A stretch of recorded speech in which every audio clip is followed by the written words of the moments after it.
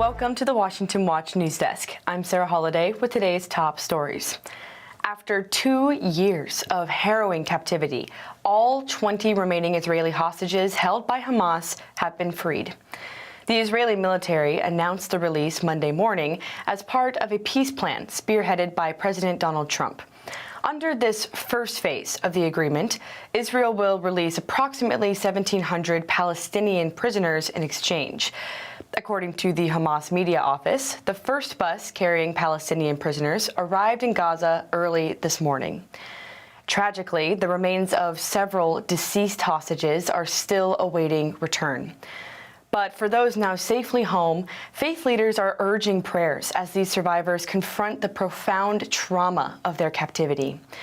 This milestone marks a hopeful step forward in a conflict that has exacted a devastating toll. However, it is only the first step in Trump's 20-point peace plan. Critics are raising pressing questions about the road ahead. Can Hamas be fully dismantled, or will its influence persist, threatening lasting peace? Will both sides find common ground on the remaining points of the plan, which include contentious issues like borders, security, and governance?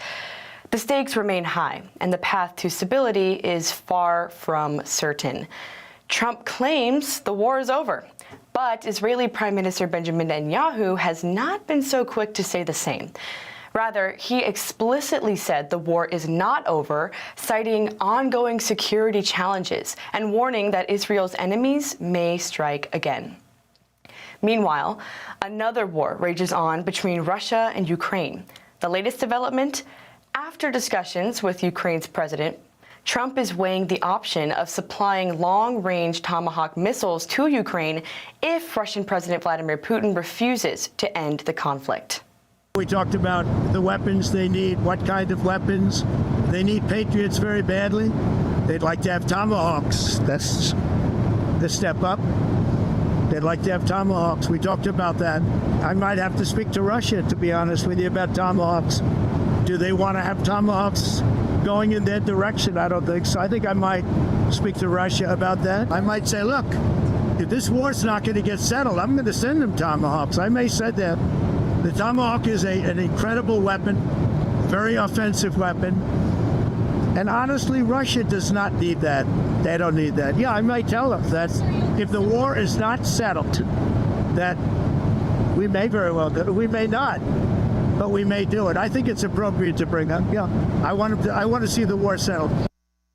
As of now, no official confirmation has emerged regarding this potential conversation between Trump and Putin.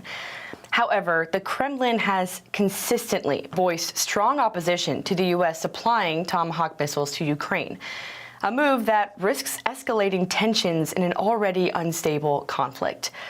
So, while that situation develops, we'll turn our sights to Washington, D.C., where the government remains shut down. It's day 13 of the shutdown. The House remains adjourned, and while the Senate is slated to vote again today on the solution, optimism is scarce that it will pass. Meanwhile, Smithsonian museums and the National Zoo shuttered their doors on Sunday. TSA lines at airports have become chaotic, with unpaid screeners refusing to report to work. House Speaker Mike Johnson issued a dire warning. Starting this week, military troops face delayed paychecks, and thousands of furloughed federal workers are left waiting for the government to reopen to receive their wages. Democrats are pushing to fund free health care for illegal immigrants, as well as expand abortion and transgender-related coverage, proposals the GOP firmly opposes. So with both sides entrenched, the question remains, when will a compromise emerge to end this stalemate? We'll bring you the latest tomorrow. And those are today's headlines. I'm Sarah Holliday. Dive deeper with the Washington Stand at washingtonstand.com. Up next is Washington Watch with Tony Perkins, and we're back tomorrow with more stories that matter.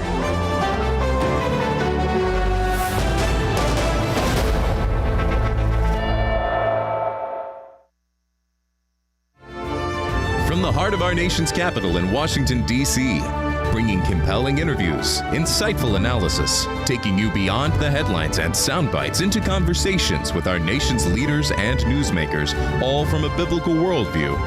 Washington Watch with Tony Perkins starts now.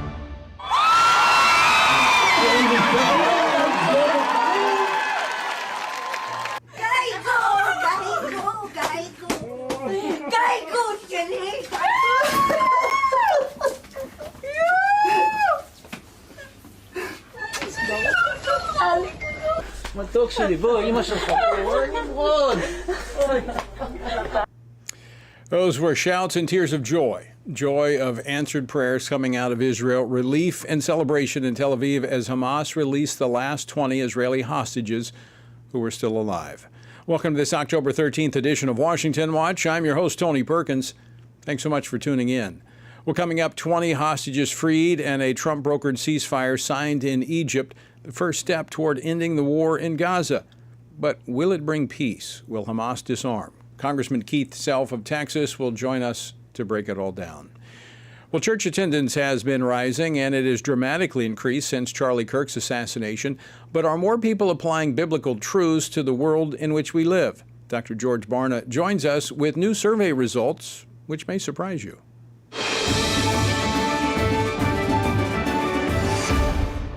We begin this evening with news out of the Middle East, relief and celebration across Israel and Gaza after Hamas released the last 20 living Israeli hostages under a U.S. brokered ceasefire deal.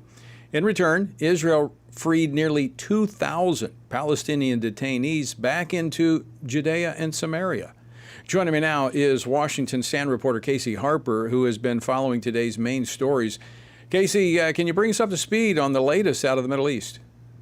Yeah, Tony. The Israeli military confirmed it has received all of the living hostages, and Hamas also handed over the remains of 4 who tragically died in captivity, with more expected to follow.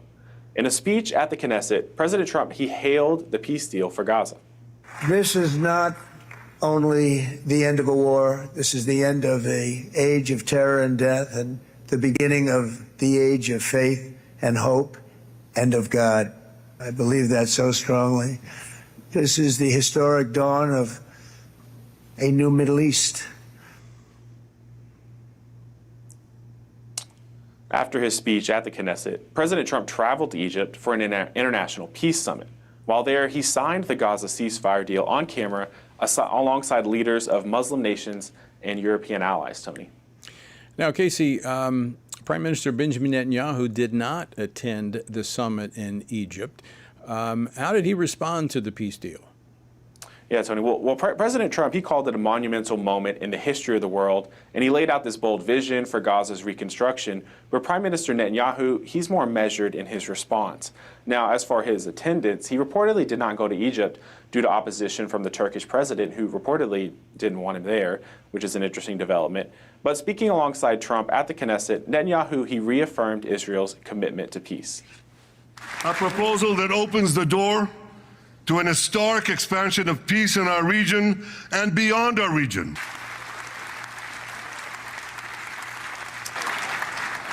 My friends, this is only a partial list. Now, Netanyahu, he's consistently insisted that Hamas must be dismantled and fully disarmed, and he did not endorse that broader reconstruction plan that Trump laid out for Gaza. So it seems, Tony, that Hamas is actually moving to regain control in Gaza, which is pretty troubling. They have masked fighters back on the streets today, and key questions remain. Is Israel going to fully withdraw? Who's going to run Gaza? And will Hamas ever disarm? Yeah, a lot of big questions there, Casey. Thanks so much. Of course, we welcome the release of the hostages, which is an answer to our prayers. And here at FRC, we've been praying for this, like everyone else, for a little over 2 years. And of course, you know, we've got to continue to pray for Israel, because I think the most challenging phase of the ceasefire deal lies ahead, because there's no guarantee. And as you pointed out, it doesn't look like Hamas is making any effort to disarm or give up control. Turning to the growing persecution of the church in China, Casey, what can you tell us about the latest campaign by the Chinese Communist Party that unfolded over the weekend? Yeah, this is a big issue, Tony. So in China, over 30 Christian pastors and leaders have actually been arrested or disappeared. Many are from the Zion Church. Now, their homes and churches were raided, Bibles were taken, and families were threatened. Why? Because they chose to worship freely without the Chinese government's control. Now, Secretary of State Marco Rubio, he condemned the arrests, including that of Pastor Ezra Jin, and he's calling for their immediate release. Christian organizations, including China Aid, call this the worst crackdown in decades. And of course, it's ongoing that China is using surveillance and false charges to silence believers like these, Tony. Thanks, Casey. Dr. Bob Fu is a senior fellow here at the Family Research Council, as well as president of China Aid, and he's strongly condemned the Chinese Communist Party's ongoing attacks against the church. And I want to emphasize that FRC continues to raise the alarm about the persecution of Christians in China. We have been, we continue to do so, but not only in China, elsewhere. We've been talking to lawmakers on Capitol Hill about this consistently. And we have a responsibility as Christians to pray for our persecuted brothers and sisters. So it's not just a policy issue, it is a prayer issue. As Hebrews 13:3 reminds us, remember those in prison as if you were together with them, and those who are mistreated as if you yourselves were suffering. So pray for those Christian brothers and sisters of ours who are being persecuted. I want to shift very quickly, Casey, to California, where a controversial new law is raising concerns. We've talked about it before. Give us the update on AB 495. Yeah, that's right, Tony. So this new California law, AB 495, it's raising major concerns among Christian and homeschooling families and others as well. But Governor Gavin Newsom, he announced yesterday that he actually signed that law just days after it passed the state legislature. And this bill, it could allow relatives, even unrelated adults actually, to make major decisions about a child's education and medical care without clear parental consent. Now, Christian organizations, they're warning and raising the alarm, Tony, that this actually undermines parental rights and opens the door for government overreach. All right, thanks, Casey. We'll talk a little bit more about that later. Thanks so much. All right, I want to go back to the latest developments in the Middle East. And joining me now to discuss this is Congressman Keith Self, a member of the House Foreign Affairs Committee. He served our country in uniform in the United States Army for 25 years, retiring at the rank of Lieutenant Colonel. He represents the 3rd Congressional District of Texas, and I should mention he spent a good bit of time in Israel working with the IDF. Congressman Self, welcome back to Washington Watch. Thanks for joining us. Great day to be here, Tony. Thank you. So your reactions to the release of these hostages? This is a great day of celebration. When I was in Israel earlier this year, the number one issue, the only issue for the Israelites, the Israelis, the Jews, was return of the hostages. Let's bring them home. Became a national cry, bring them home. This is a great day of celebration. Should be around the world, 700 plus days in those hellholes of Gaza. Now they're home. Yeah, unbelievable what they went through. And I know as you've talked to hostages who had been released, I have as well. And just what they endured is just unbelievable. And they're going to have a lot of recovery to do as they come out of that. And so this was one of the war goals that the Israelis, Prime Minister Benjamin Netanyahu, had set out to release the hostages, but also to disarm and remove Hamas. Some concern that Hamas has been kind of filling the void as Israel's been backing away. What do we know about that? Well, they are, and we've seen this before. When one terrorist group is taken down, they morph. How do you change decades of training your children to hate Jews, to hate Israel, to say that Israel has no right to exist? How do you change that with one day, with one piece of paper? That will take time, and Hamas will morph into something else if it's not Hamas. But I will point out that now the other Middle Eastern countries have a responsibility to make sure that the negotiations and the treaty that they have signed will be implemented on the ground, because as I say, a piece of paper means nothing. Let's implement it on the ground and get it done.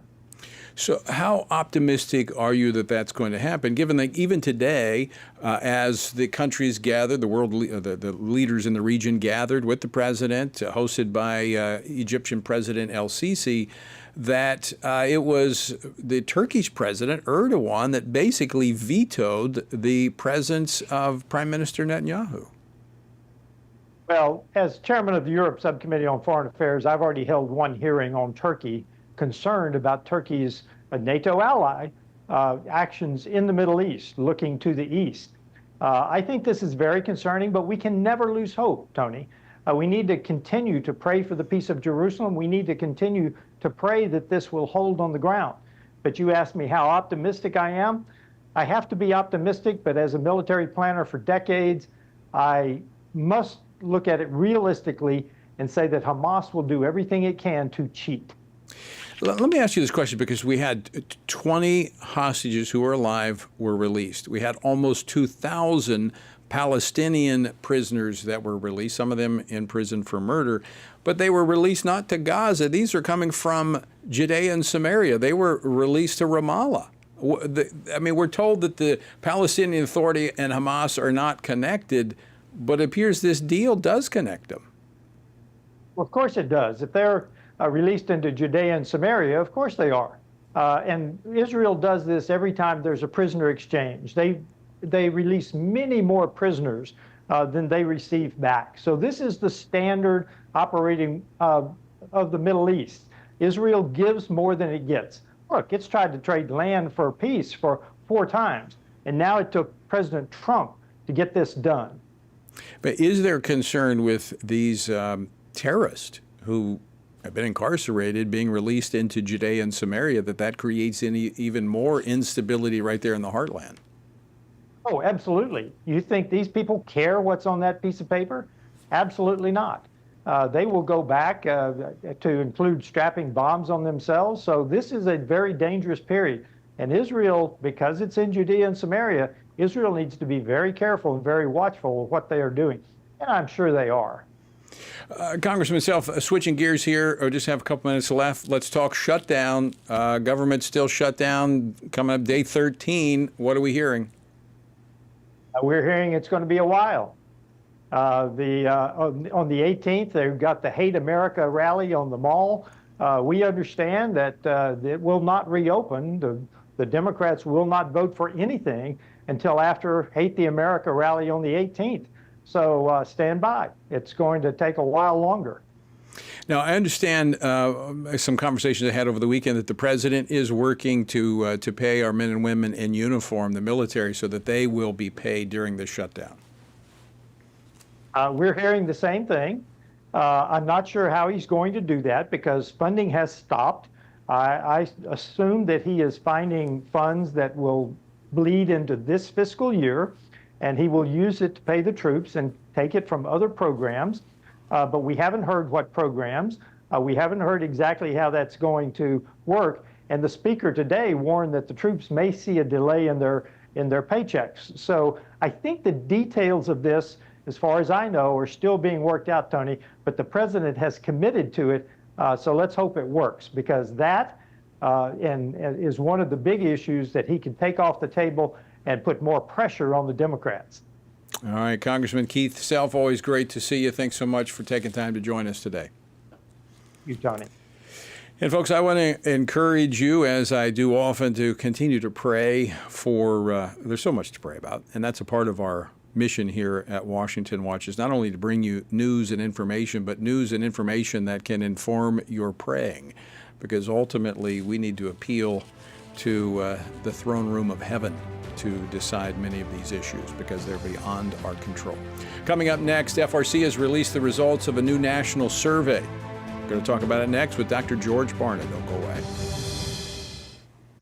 3 years ago, the Supreme Court issued its historic Dobbs decision, a ruling that overturned Roe v. Wade, which for nearly 50 years imposed abortion on demand, silencing voters and bypassing the democratic process across the country. The Dobbs decision was a huge step forward against abortion, but it didn't outright ban it. It returned the power to the people. Now, 29 states have laws on the books protecting life. However, there's a catch. Abortion numbers since Dobbs have actually gone up, with an increase of 12% since 2020, climbing from 930,000 to over 1 million in each of the most recent years. So how can this be? The answer is simple: the abortion drug. Today, over 60% of U.S. abortions involve abortion drugs, many of these without medical oversight. In 2021, the Biden administration quietly removed bare minimum long-standing safety protocols for the abortion drug that have existed for 20 years to protect women from life-threatening risks and ensuring informed consent. The Biden DOJ then declared that they would not enforce the Comstock Act, which prevents the mailing of anything that causes an abortion. This is not only illegal, but also dangerous. A study shows nearly 11% of women who take the abortion drug end up in the emergency room with serious complications. Unless the Trump administration reverses these reckless Biden-era policies, pro-life laws will remain largely symbolic. Without a full review and repeal of mifepristone, unborn lives will remain in grave danger and pregnant mothers will remain at risk. Let's stand for life and end this mail-order abortion drug pipeline. Sign the petition urging the Trump administration to take action at frc.org/stopchemicalabortion. In the beginning was the Word, and the Word was with God, and the Word was God, and the Word became flesh and dwelt among us, and we have seen His glory. Family Research Council invites you to join our Stand on the Word Bible reading plan as we reflect upon the life of Jesus, the Word who dwelt among us. Come with us and discover the glory of the Word. Read the Gospels and witness the life-changing story of Jesus, His life, death, and resurrection. Come read how Jesus transformed the lives of common people and how those same people transformed the known world through the power of the Holy Spirit. Come with us for 10 to 15 minutes a day and read the entire New Testament before the new year. Find our Bible reading plan and daily devotionals from Tony Perkins at frc.org/Bible. Join us and stand on the Word.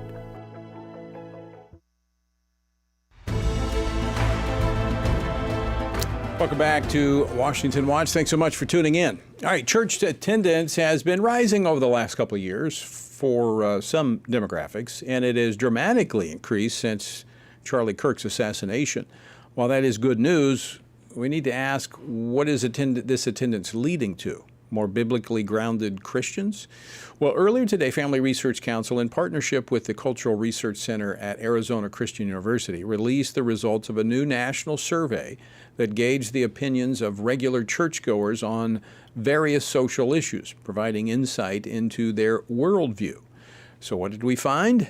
Joining me now to discuss this is the one who directed the research, Dr. George Barna. Dr. Barna is the Director of Research at Arizona Christian University's Cultural Research Center and a Senior Research Fellow at FRC Center for Biblical Worldview. He's the author of many, many books, including Raising Spiritual Champions. Dr. Barna, welcome back to Washington Watch. Thanks for joining us. Tony, it's always great to be with you. All right, George, so do we start with the good news or bad news first? It's up to you. We can go good news. Well, let's get the bad news out of the way. What concerns did you have in the survey that you want to highlight?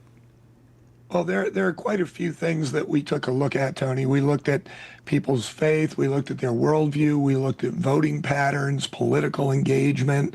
We looked at their perspectives on abortion and family in Israel, all kinds of things. And what concerns me is that we're losing ground in the abortion battle, where we've got more and more Christians who either don't care or they're certainly not well informed about what the Bible teaches about it, because we find that fewer of them are calling themselves pro-life. Fewer of them say that the Bible is clear and decisive when it talks about issues related to abortion, stands on abortion.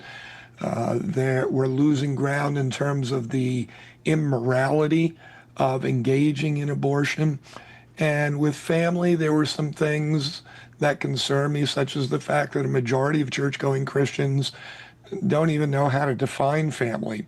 And so the culture really seems to be taking a good hit on people's minds and hearts, those who are consistently attending church. They're confused by these things. And there wasn't as much support for Israel as you might have expected from regular churchgoers. And in terms of worldview, we're also seeing people becoming more confused, less informed, and therefore not really thinking like Jesus. I mean, as I look through some of the surveys, especially when you look at the life issue, some of the responses would say that there's this almost this syncretic faith that's developing, that people are merging cultural trends with their faith. But when pressed, it doesn't appear that they can point to any kind of biblical foundation for their views. And that's a large part of the problem. People may go to church, but it doesn't seem like they're coming out with anything that's moving them either toward a biblical worldview or toward biblical discipleship. So why do they go? They like being with other people who they think are good people.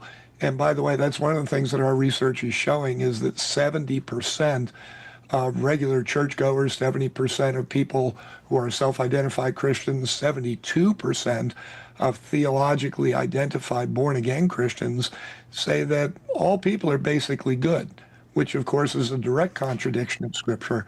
But that's just a sign, an indicator of what we're putting up with now, where people are not getting the kind of teaching and the kind of accountability that they need. So, it's good that people are going back into church. Church attendance is coming back up after COVID. But are they getting the Word of God? It would appear to me that there's not a consistent, systematic teaching of the Word of God and its application to the world in which we live. Yeah, what we found is that sin is rarely talked about in the sermons.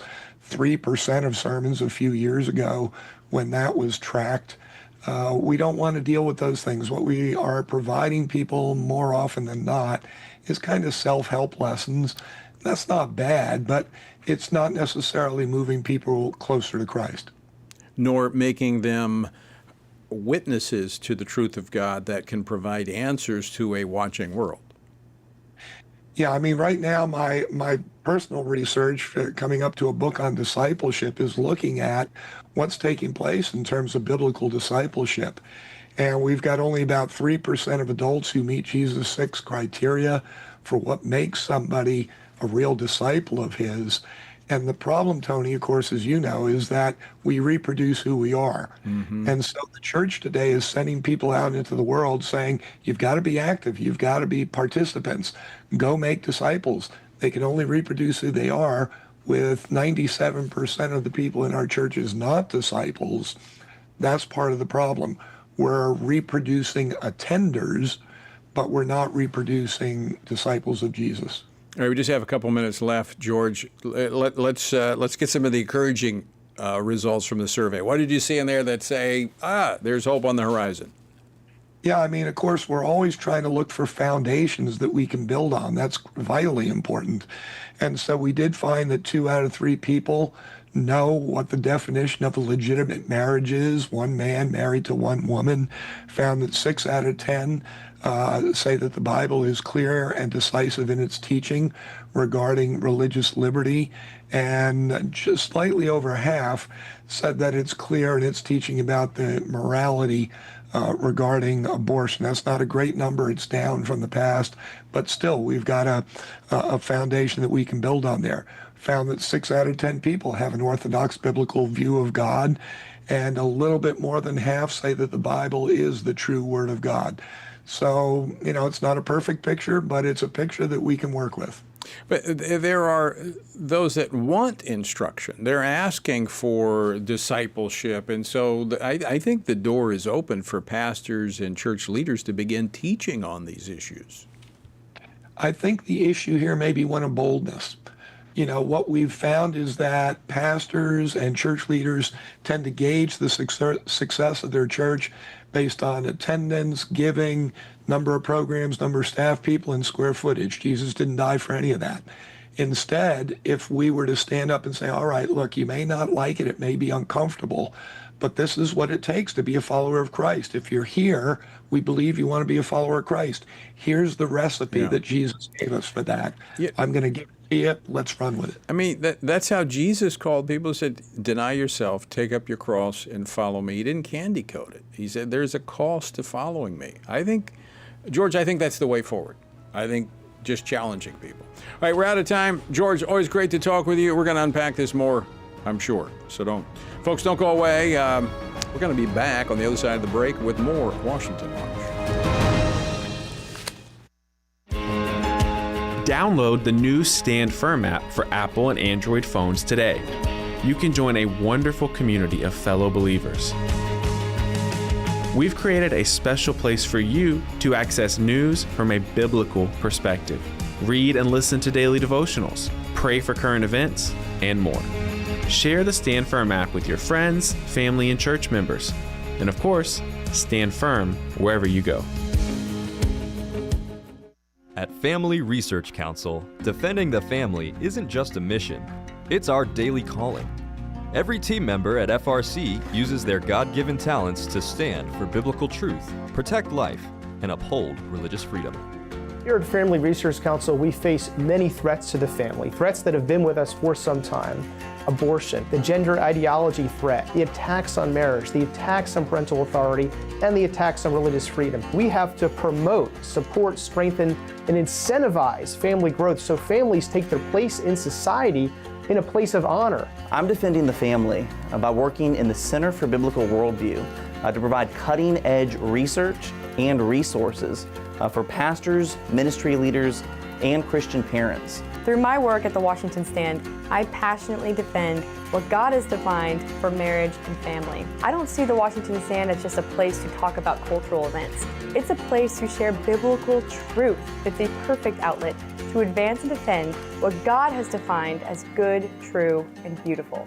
Because of you, we're able to frame things in such a way that help Christians stand for truth on the things that matter most, like life, faith, family, and freedom. Thank you for standing with us. Thank you for your support. It is so critical to the work that we at Family Research Council are doing day to day as we support and strengthen the family. So thank you.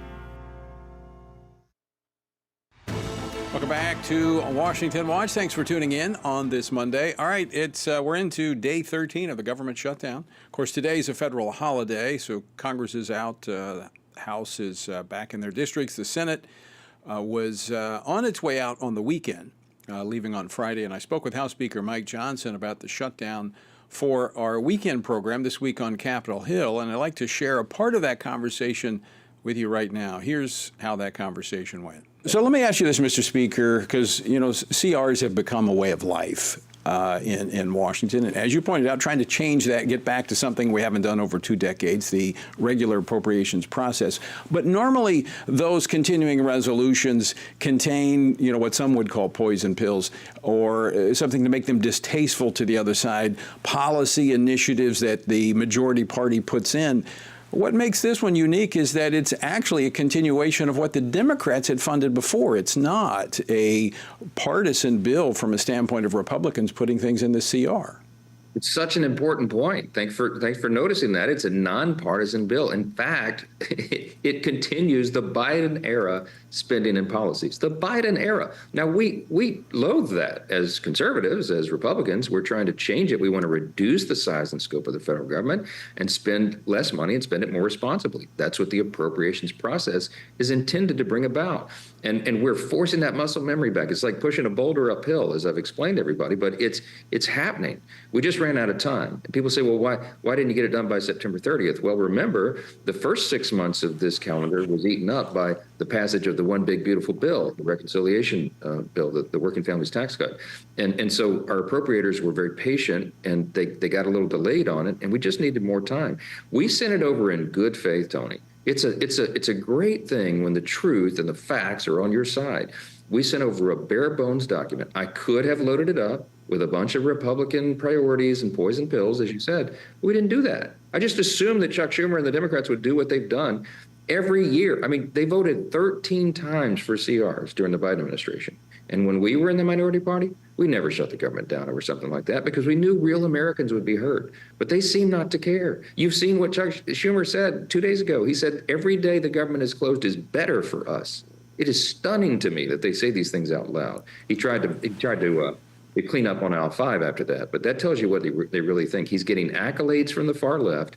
And that is 100% what all this was about. Well, let's talk about those accolades for the far left, because as the Republicans put forth this clean CR, no policy priorities for the Republicans, what the Democrats are making this about is an extension of something that expires at the end of this year, which were COVID-era Biden or Obama care premium subsidies. This was done during COVID. It was, when that passed, they were supposed to expire. But of course, the underlying issue here is the Affordable Health Care Act, also known as Obamacare, funds abortion, funds transgender surgeries. They're making this about radical left policies. They are, and never forget, when the government subsidizes something, it means it's not working. Obamacare did not achieve what they promised everyone that it would. It was supposed to bring down the cost of care. It's done the opposite. Premium's gone up 60% since Obamacare became the law in 2010. Everybody knows it's not working. So now they want to prop it up with these subsidies, just as they did, for example, with electric vehicle mandates. Nobody wanted to buy electric cars, so they said, we'll pay you. The government will pay you $7,500 if you do it. That means it's not working. If there would be any extension of these subsidies, which were COVID-era plus-ups, okay, to people that are some wealthy people who don't even need it, there would have to be massive reform to that. And that's a very complicated thing to build consensus around in Congress. So they have bootstrapped a end-of-the-year policy matter. The subsidies don't even expire until December 31st, and they're trying to pretend that has something to do with September's end of fiscal year funding measures. It's apples to oranges. It's totally different things. They all know that, but they just had to pick a cause so they could show a fight against Trump and get accolades. But, Mr. Speaker, the Republicans have never supported these subsidies. So why do they think they would vote for them now? What's the off-ramp for the Democrats here with this shutdown that they now own? Well, they painted themselves into a corner, and there isn't any off-ramp. And the point about the clean CR is I can't go to that CR document that we passed out of the House 3 weeks ago and sent over and pull off Republican priorities and somehow make it more palatable for Democrats. I don't have anything to bring back. I sent them a totally clean measure, and that's the whole point. They are not operating in good faith. They are lying to the American people, and they're trying to mislead people so that Chuck Schumer can appease the Marxist left. This is reality. There's a rising Marxist movement in the Democratic Party right now. They're about to elect a mayor of New York City who is that ideology. Chuck Schumer serves from the state of New York, and he's terrified he's going to get a challenge in his next Senate reelect. That is all this is about. Mr. Speaker, we just got about a minute left. Scuttlebutt on Capitol Hill was that next weekend in D.C. is going to be a No Kings rally. And the idea, or the word, I should say on the street, is that Chuck Schumer cannot open the government back up with that crowd coming to town, because that's the leftist the leftist crowd that's putting pressure on them. That's exactly right. We call it the Hate America rally because it will be a collection of the pro-Hamas wing and the socialist and the Marxist and all the rest. And yes, they're coming to the National Mall on October 18th, and Chuck Schumer is terrified of that group. And it is being whispered around here that there's no way he could open the government before that is finished, because they would. Someone said, "quote, they would need his head on a spike." Okay, they're speaking metaphorically, but to him, that's real business, and that's why he's doing this. That was part of my conversation with House Speaker Mike Johnson during our weekend program this week on Capitol Hill. If you would like to hear more of that, I tell you what, the best way to do it is get the Stand Firm app. It airs each weekend on the Stand Firm app. Go to the App Store and download the Stand Firm app, or text app to 67742. That's app to 67742. And you can keep up with us even on the weekends. By the way, you can also find on the app our Stand on the Word daily Bible study, as well as news and commentary from a biblical perspective, the Washington Stand. So go to the App Store and download the Stand Firm app. Stick around. There's more yet ahead. Family Research Council is committed to advancing faith, family, and freedom from the East Coast to the West. So FRC is going to Southern California for this year's Pray, Vote, Stand Summit, October 17th and 18th at Calvary Chapel, Chino Hills. Join us for this powerful gathering of Christians desiring cultural renewal and spiritual revival. The Pray, Vote, Stand Summit brings together Christian leaders, issue experts, and government officials for a time of prayer, inspiration, and action. Together, we will seek God's guidance for our nation and engage in meaningful discussions on the intersection of faith, government, and culture. If the spiritual foundations and the cultural walls of our nation are to be rebuilt, we all have a role to play. May we each find our place on the wall as we build for biblical truth. Register now at prayvotestand.org. That's prayvotestand.org.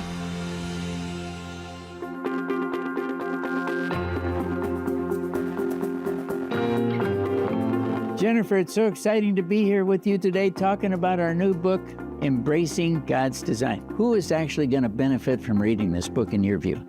There's so many different audiences that can benefit. The first one are counselors themselves, right? Because we have some material in there where we really address the gender dysphoria diagnosis and what is wrong with it. We have information for people who are wanting to go back to embracing God's design for their life. This is really magical to have the therapist and the individual who suffered come together and write about why this is happening and why we're seeing this. And we brought all of that experience to the table. We want to see people walking in the fullness of who God has called them to be and not a false identity. Order today at embracethedesign.com. How should Christians think about the thorny issues shaping our culture? How should Christians address deceitful ideas like transgenderism, critical theory, or assisted suicide? How can Christians navigate raising children in a broken culture, the war on gender roles, or rebuilding our once great nation? Outstanding is a podcast from the Washington Stand dedicated to these critical conversations. Outstanding seeks to tear down what our corrupt culture lifts up with an aim to take every thought and every idea captive to the obedience of Christ. Whether policies or partisan politics, whether conflict in America or conflict abroad, join us and our guests as we examine the headlines through the lens of Scripture and explore how Christians can faithfully exalt Christ in all of life. Follow Outstanding on your favorite podcast app and look for new episodes each week.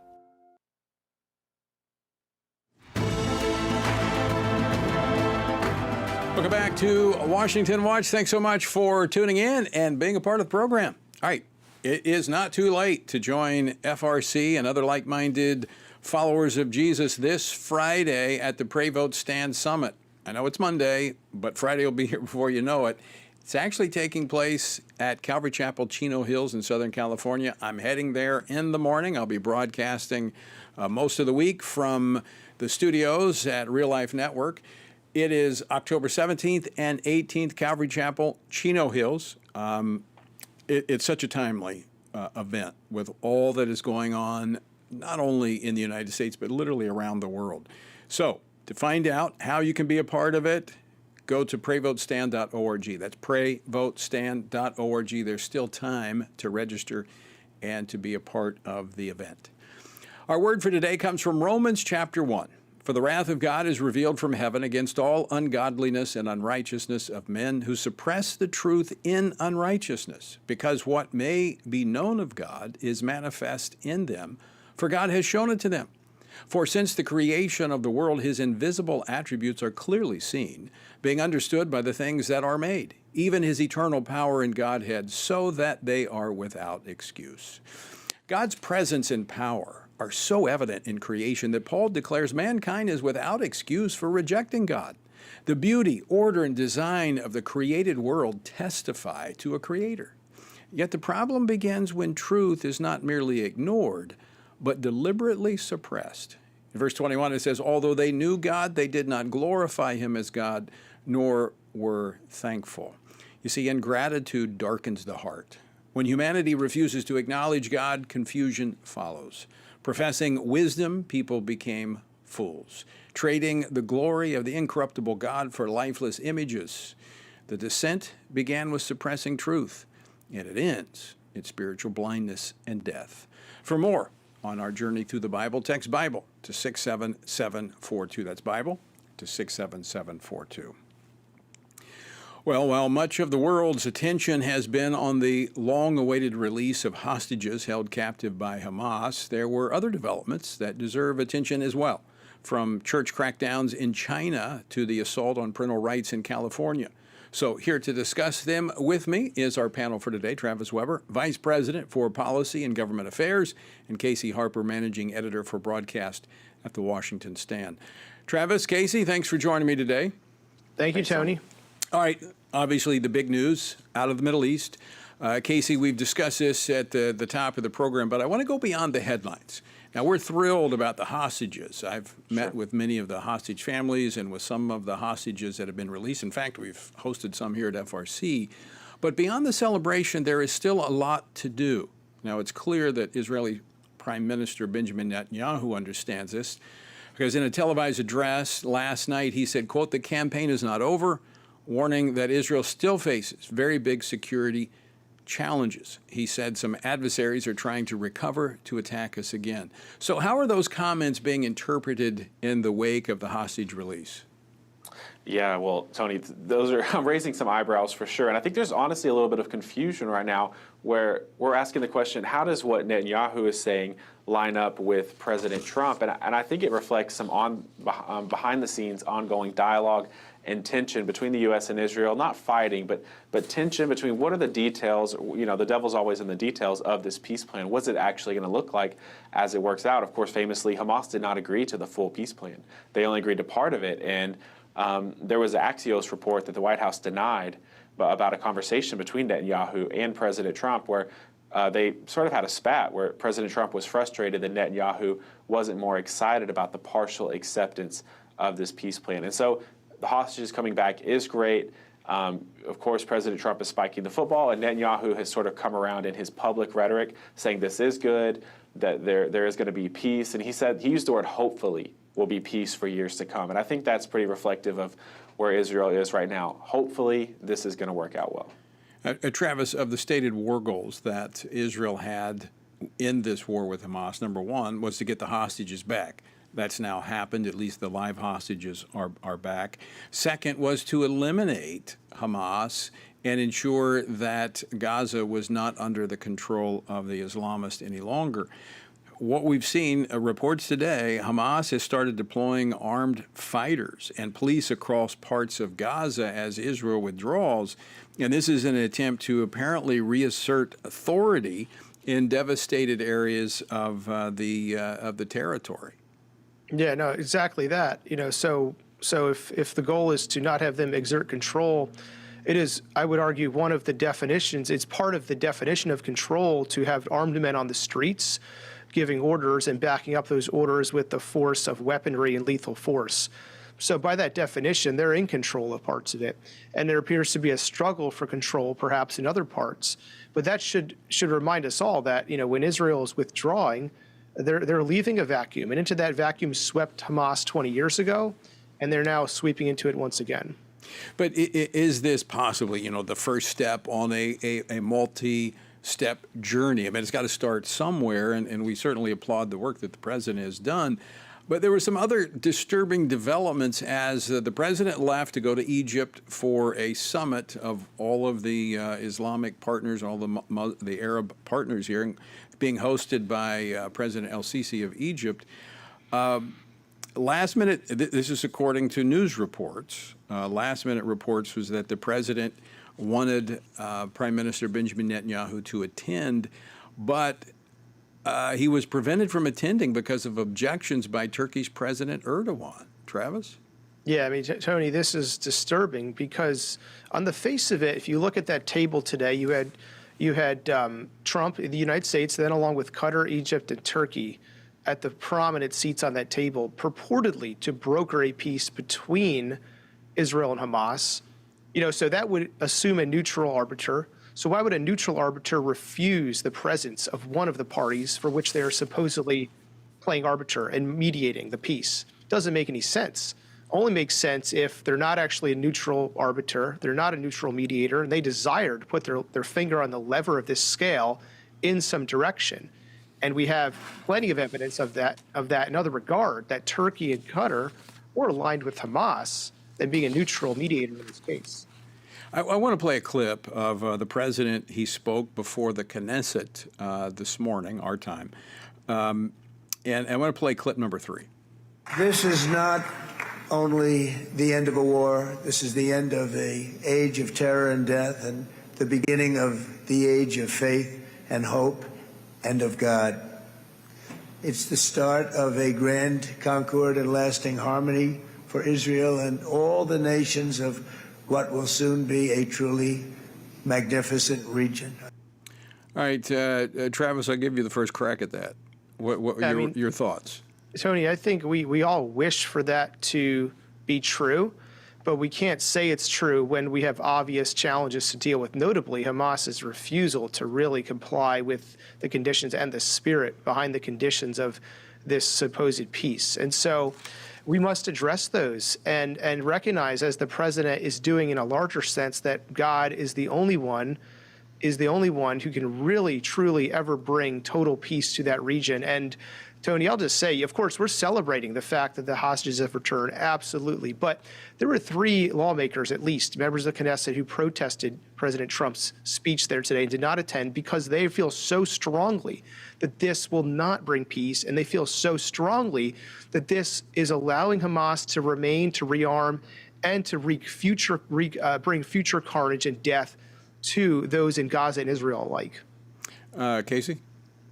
Yeah, well, clearly President Trump he's putting this in grand terms, talking about an age. And he says at one point in his speech, he said, it took 3,000 years to get this. Who would have thought that I could have done it? And so he's seeing this as a literally historic deal. I mean, I think people have been in this part of the world, people like Netanyahu for a long time, are probably more pessimistic because they know about the deep-seated hatred for Israel in places like Turkey, but of course not reserved for Turkey. And so he's marking this as historic. I think there's a problem, though, Tony, and this could be an interesting question for you, which is if Hamas violates this deal in it more than they seem like they already might be about to do, and then Israel goes back in militarily, I think it's setting Israel up potentially to look like they're the ones who violated a peace deal that everyone else was on board with. And so it could be setting up a situation where Israel either has to not respond to Hamas's violation of the deal or risk losing even more international support and being blamed for the start of a new war. I think this does increase the pressure on Israel. But there's also a reality there post-October the 7th that what Benjamin Netanyahu described as untenable is untenable to the Israeli people. They cannot live with this risk on their border. Now, I applaud President Trump in his efforts, but I do think we have to be realistic. I mean, Scripture makes very clear that true and lasting peace will only come when the Prince of Peace reigns. Now, that does not mean we wash our hands of responsibility. I think until that day comes, we are called to pursue a managed peace. All right, I believe we need to try to get peace in the world, but that has to be grounded in strength, guided by truth, anchored in biblical reality. And I think, as you pointed to, Casey, the history there is very important. It is not just a geopolitical conflict. It is a spiritual conflict as well. Again, that does not mean that we should be settled or we should settle for perpetual conflict. Not at all. But we need to pray into this. And so I know we're going to move on to another topic, but I just want to challenge our viewers and listeners to be praying for the peace of Jerusalem, the peace of Israel. And that encompasses all the people, the Palestinians, the Arabs, the Israelis. Peace will be good for everyone. And so we need to pray and work to that end, but anchored in biblical reality. All right, speaking of peace, there's not a lot of peace in China if you're a Christian. Travis, speak to what happened over the weekend. Yeah, so there appears to have been a coordinated, widespread crackdown on the underground Christian church that has been launched by the Chinese Communist Party, the Chinese authorities. This appears to have started with Zion Church Network, a large influential underground church network who some folks might remember during COVID stood up against the government there. So they're an influential, important network. Pastors in multiple cities in a coordinated crackdown, detained and taken away at the same time. Sometimes churches raided during the services as they took place. In one instance, a mother was breastfeeding her child, and they were taken in together, and then another family member was called to take the child home from the police station. So this is disrupting churches, the leadership in those churches, pastors, the cohesion of families, and those bodies of the local bodies of Christ in those places. Now, this crackdown appears to have been now spread at the direction, of the government there. They're extending it to other underground church networks. So very significant. Our friend Bob Fu, who's a senior fellow with Family Research Council, in addition to founder and president of China Aid, is saying this is the most significant crackdown he is seeing in 4 decades. And that's significant because he's tracking these issues almost daily. And so he's saying this is really significant coming at this time, right, as the world's attention is focused on the release of the hostages, yet forces of evil at operation in authoritarian coercive regimes like the CCP are exerting their power and influence to detain God's people. And so this is a call to prayer for these detained believers, fellow believers in China. But folks should be aware this is a very significant move by the Chinese government. So I do want to underscore that, because we talk about China a lot, because China is a totalitarian government. They're always doing bad things. But as you mentioned, Bob Fu, who actually was a part of the initial protests back in the 80s and fled China and has come to the United States. And as you said, a senior fellow here, he puts an exclamation point on what is happening there, that this is unusual. I'm wondering, was the timing of this surrounding the distraction with the rest of the world looking on to the Middle East? Because China often takes advantage of those opportunities. Yeah, Tony, it very well could be, because the reports have said the initial raids were on October 10th. Bob says they started, I think, on October 9th, late in the day, certainly as the world's attention is focused on the events in the Middle East, the coming release and negotiation. So I don't think we'll know precisely at this point. Obviously, it's also possible that China is just concerned, the government's concerned about the growing influence of the church. I mean, Christianity, underground Christianity, China is, I think at the most conservative estimate, 60 million, some up to 100 million or more. That is very significant in terms of the impact those Christians could have, on China as a blessing to the country, but a threat to the Chinese Communist Party. All right, we just have less than 2 minutes left. I want to switch gears to go to a domestic issue. And Casey, yesterday, California Democrat Governor Gavin Newsom signed into law AB 495, a very concerning piece of legislation that we've been tracking here at FRC. Give us a recap of this bill and why so many people are concerned. Sure. So AB 495, it broadly expands basically the way in which your children can get taken away from you. I mean, that's kind of an extreme way of saying it, but that's how critics are characterizing it. And the stated intention of the bill is that if someone's parent, if 2 parents are being arrested by immigration enforcement or maybe deported, they want to make it easier for signing that child's custody over to a family member, or not even a family member sometimes. And so they remove almost all restrictions or verification needed to sign away a child to someone else. Now, the concern is that this is setting a really dangerous precedent for California officials or even a family member or family friend to sign over your custody of your child away from you for a whole host of reasons. Transgender care not being the least among them, in a state that is really pioneering taking kids away from parents for things like transgenderism, but not just that. And many thought that he might not sign this to kind of portray himself as a little more moderate, but obviously his true colors coming through. By the way, this will be a focus this coming weekend at the Pray Vote Stand Summit in California, Southern California, at Calvary Chapel, Chino Hills. Folks, you can find out more, prayvotestand.org. Travis, Casey, out of time. Thanks so much for joining us today. Thanks, Tony. Thank you. And folks, I want to thank you for joining us as well. But again, check out prayvotestand.org and join us if you can. Until next time, I leave you with the words of the Apostle Paul, where he says, when you've done everything you can do, when you've prayed, prepared, and taken your stand, by all means, keep standing. Washington Watch with Tony Perkins is brought to you by Family Research Council. To support our efforts to advance faith, family, and freedom, please text GIVE to 67742. That's GIVE to 67742. Portions of the show discussing candidates are brought to you by Family Research Council Action. For more information, please visit TonyPerkins.com.